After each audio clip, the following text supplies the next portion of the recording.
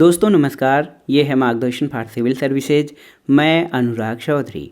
दोस्तों कैसे हैं आप लोग और आपकी तैयारी कैसी चल रही है। आशा करता हूँ कि आप लोग अच्छे होंगे, स्वस्थ होंगे और आपकी तैयारी भी अच्छी चल रही होगी। आज जिस मुद्दे पे हम बात करेंगे वो मुद्दा है कि पढ़ाई के साथ साथ नोट्स बनाना कितना ज़रूरी है। इसमें एक दो मुद्दों पे और हम बात करेंगे कि खुद के नोट्स बनाए जाएं या दूसरों के नोट्स से जो है तैयारी की जाए। तो दोस्तों हमारे पास अक्सर कई साथियों के, दोस्तों के फ़ोन कॉल्स आते हैं, मैसेज आते हैं कि सर नोट्स बनाया जाए कि दूसरे के नोट्स का प्रयोग किया जाए या फिर केवल पढ़ाई से ही काम चल जाएगा। दोस्तों सामान्य सी बात है, जब हम किसी से चर्चा करते हैं, बातचीत करते हैं तो हम यही कहते हैं कि और भाई पढ़ाई कैसी चल रही है, लेकिन हम लिखाई या लिखने के बारे में किसी से नहीं पूछते हैं और ना ही जवाब देते हैं। मतलब ये है कि हम पढ़ाई के बारे में तो पूछते हैं लेकिन ये नहीं पूछते हैं कि कुछ लिख भी रहे हो या नहीं। लिखने का मतलब मेरा यही है कि नोट्स बनाना। दोस्तों पढ़ाई के साथ साथ लिखना बहुत ज़रूरी है और आपको याद होगा कि छोटी कक्षाओं से ही हमारे टीचर्स कहते थे कि लिख लिख के याद करो तो तुमको जल्दी याद हो जाएगा, और ये सही भी बात है। दोस्तों हमारे याद करने की एक क्षमता होती है, सीमा होती है।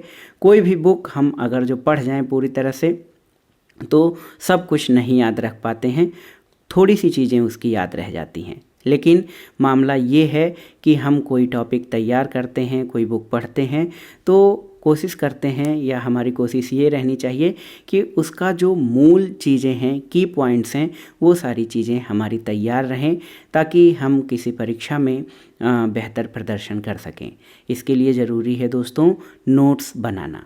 नोट्स बनाने का मतलब ये है कि हम पूरी किताब को हूबहू वैसे ही न लिख दें कि हम नोट्स बना रहे हैं, बल्कि उसके की पॉइंट्स या मुख्य मुद्दों, मुख्य विषय और जो तथ्य हैं उनको याद किया जाए, तैयार किया जाए और उनको ही अपने नोट्स में रखा जाए।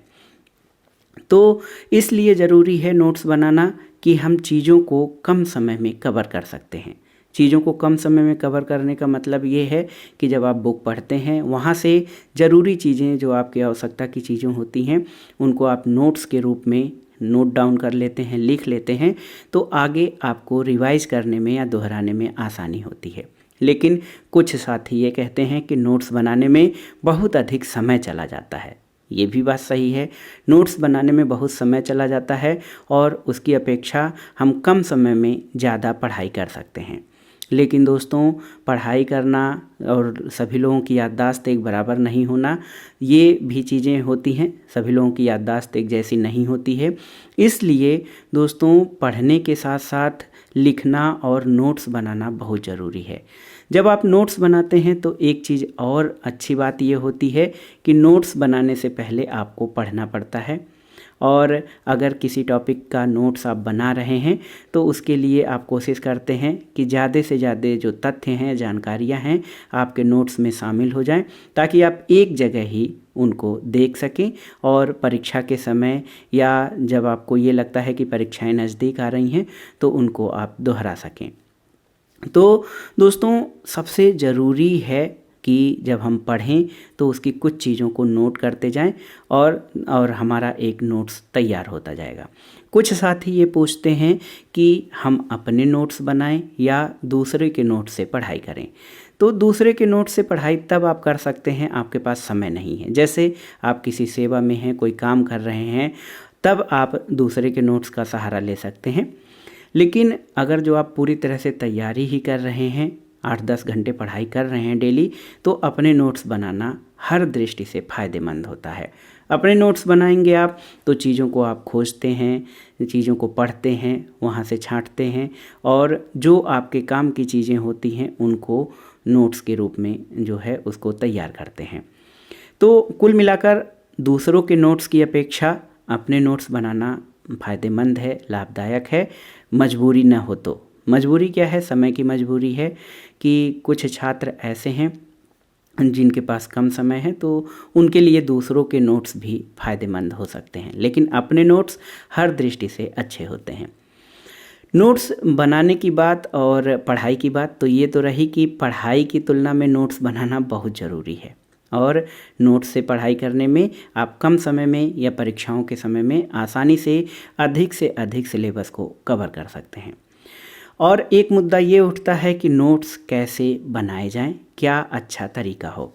दोस्तों, नोट्स बनाने का सबसे अच्छा तरीका है कि जो भी टॉपिक आप पढ़ते हैं उसके की पॉइंट्स या जो मेन फैक्ट्स हैं उनको आप नोट करते जाएं। नोट करने का मतलब आप पढ़ाई करिए और कुछ चीज़ें जो आपको नई लगें, यूनिक लगें और परीक्षा के लिए जो है महत्वपूर्ण लगें, उनको आप नोट करते जाइए। अगर वही टॉपिक आपको कंप्लीट किसी एक बुक में नहीं मिल रहा है तो आप किसी अन्य बुक से उस टॉपिक को और कवर करिए और उसमें कुछ जो महत्वपूर्ण चीज़ें आपको मिलें उनको भी नोट करते जाइए।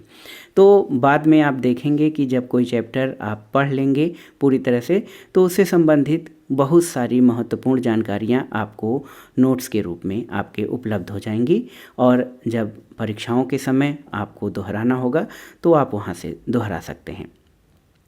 कभी कभी ऐसा होता है कि हम न्यूज़पेपर्स पढ़ते हैं या कोई पत्रिका पढ़ रहे हैं, तब भी दोस्तों जो हम जानकारी रखते हैं, जैसे कोई सामान्य सी जानकारी है किसी संगठन या अंतर्राष्ट्रीय संगठन के बारे में हम पढ़ रहे हैं या उसके बारे में हम जानते हैं, तो जो स्टैटिक जो प्रश्न हैं या जो अस्थाई चीज़ें हैं उनकी हम जानते हैं, लेकिन उस संगठन में वर्तमान में क्या बदलाव हुआ है, उसके कौन से नए जो सम्मेलन हुए हैं वो कहाँ हो रहे हैं या कौन सा सम्मेलन हो रहा है, कोई नया सदस्य जोड़ा गया है या कोई सदस्य बाहर हो गया है, इन सब चीज़ों की जानकारी जब आप पढ़ते हैं तो होती जाती है। उसको आप नोट्स कर लेंगे तो वो आपको बाद में रिवाइज करने में आसानी रहेगी।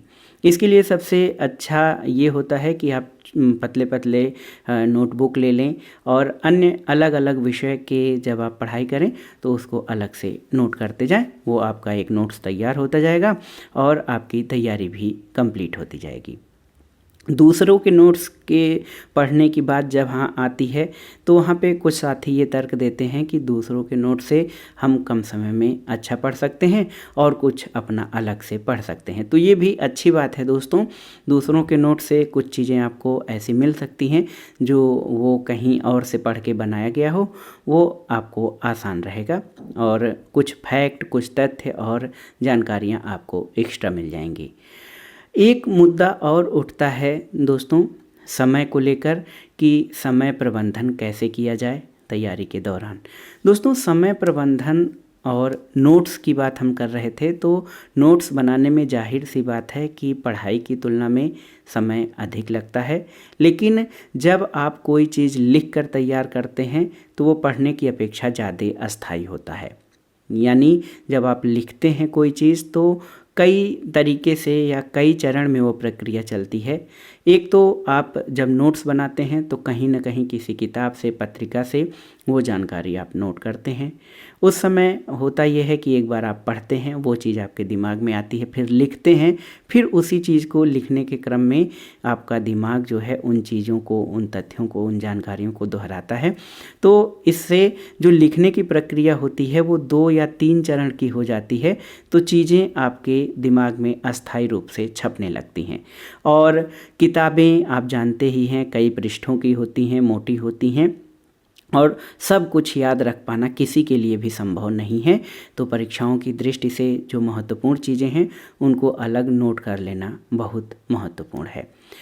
दोस्तों, कई साथी दूसरों के नोट्स के लिए, पीडीएफ फाइल के लिए बहुत परेशान रहते हैं। सर, हमको ये फ़ाइल दे दीजिए, ये पीडीएफ दे दीजिए, इसका नोट्स उपलब्ध करवा दीजिए, कई बार से आपको कह रहा हूँ।